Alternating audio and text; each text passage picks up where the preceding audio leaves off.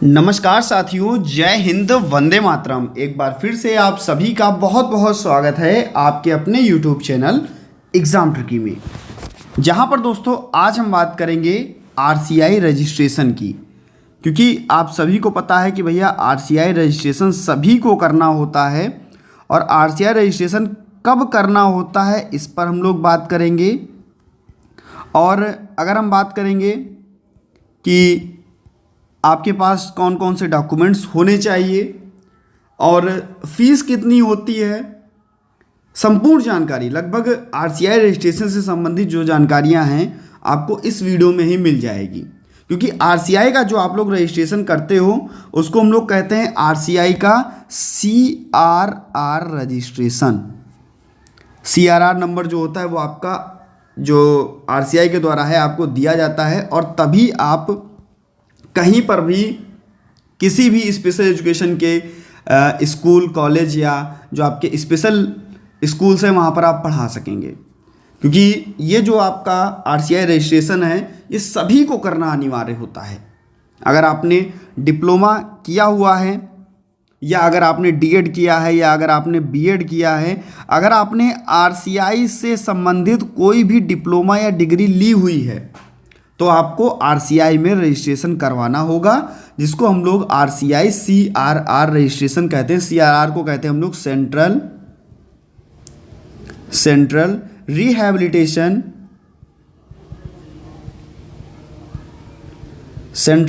Rehabilitation register,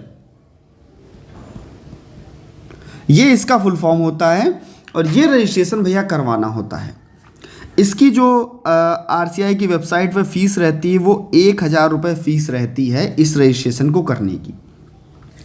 दूसरी चीज़ क्या है, ये रजिस्ट्रेशन कब होता है? क्योंकि आप लोग जितने भी हमारे भाई बहन पूछ रहे थे भाई सर ये रजिस्ट्रेशन कब होता है, तो रजिस्ट्रेशन होता है जब आपका सेकेंड ईयर कंप्लीट हो जाता है। सेकेंड ईयर कंप्लीट होने के बाद में आपके पास आपकी मार्कशीट और आपका डिप्लोमा ये आपके पास आ जाता है ओरिजिनल, वहाँ से जो भेजा जाता है वो आपके पास आ जाता है। उसके बाद में आप ये अपना रजिस्ट्रेशन करवा सकते हैं। इस रजिस्ट्रेशन के लिए बहुत ज़रूरी होता है जब डॉक्यूमेंट्स हों तो सारे के सारे डॉक्यूमेंट्स आपके पास ओरिजिनल डॉक्यूमेंट्स ही होने चाहिए। दूसरी चीज़ क्या है कि एक लेटर बनाया जाता है, उसको बोलते हैं ऑथेंटिकेशन लेटर बोला जाता है। ये आपको आपके कॉलेज के द्वारा मिलेगा, आपके संस्थान के द्वारा, जहाँ से आपने DED कर रखा होगा, किया होगा, या जहाँ से आपने BEd किया होगा या RCI से अप्रूव्ड कोई भी आपने डिप्लोमा किया होगा, जो आपका कॉलेज है वहाँ से एक ऑथेंटिकेशन लेटर मिलता है। और ये प्रक्रिया जो है वो आपकी कैसी होती, ऑनलाइन होती है, ऑनलाइन रजिस्ट्रेशन कराया जाता है। इसके बारे में रजिस्ट्रेशन कैसे होता है, किस पोर्टल पे होता है, संपूर्ण जानकारी आपको पहले भी दे दी गई है। RCI रजिस्ट्रेशन के पोर्टल पर ही आपका यहाँ पर RCI का रजिस्ट्रेशन होता है, जिसको हम लोग CRR रजिस्ट्रेशन कहते हैं। इससे संबंधित और भी जानकारी, जो आपका CRR नंबर आएगा, मान लीजिए अगर आपने DED कर रखा है तो आपका CRR नंबर जो है वो B से शुरू होगा। और जो भी मान लीजिए कि इस समय 1 लाख से ऊपर पहुंच गई ये संख्या, तो मान लीजिए 1 1 ऐसे करके 3 4 5 लगभग इतने अंक आपके आएंगे। इसमें से आपका कोई भी अंक हो सकता है। अगर आपने DED किया है तो B से शुरू होगा और अगर आपने BEd किया है तो आपका CRR नंबर A से शुरू होकर के आएगा। और ऐसे ही अगर हम लोग बात कर लें कि ये जो रजिस्ट्रेशन है, आपका रजिस्ट्रेशन 5 वर्षों के लिए वैलिड रहता है। 5 वर्षों के लिए ये रजिस्ट्रेशन वैलिड रहता है। इसके बाद में 5 वर्षों के अंदर जब आप लोग रजिस्ट्रेशन अपना एक करा लेते हो, मान लीजिए आपका इस वर्ष डिप्लोमा कंप्लीट हो गया और आपने क्या किया कि 2023 में अपना रजिस्ट्रेशन करवा लिया, तो 2023 और 5 28 2028 तक आपका ये रजिस्ट्रेशन वैलिड होगा। आपका जो भी मंथ हो उसमें साफ साफ लिख करके आएगा आपके सर्टिफिकेट में। तो मान लीजिए अगर आपने अभी 2023 में कराया तो 2028 तक आपका वैलिड रहा, यानी कि 5 साल आपका वैलिड रहेगा। और इन्हीं 5 वर्षों के अंतर्गत आपको क्या करना होगा, आपको CRE करके आपको 100 पॉइंट जो हैं वो कलेक्ट करने होंगे नेक्स्ट 5 ईयर्स के लिए, अपना रजिस्ट्रेशन रिन्यू कराने के लिए। तब आपको कितने 100 पॉइंट इन्हीं 5 वर्षों के अंतर्गत आपको कलेक्ट करने होंगे, जमा करने होंगे। सीआरई जो है बहुत सारे संस्थान कराते हैं और इसकी जो भी फीस वगैरह होती है वो भी आपको देनी पड़ती है।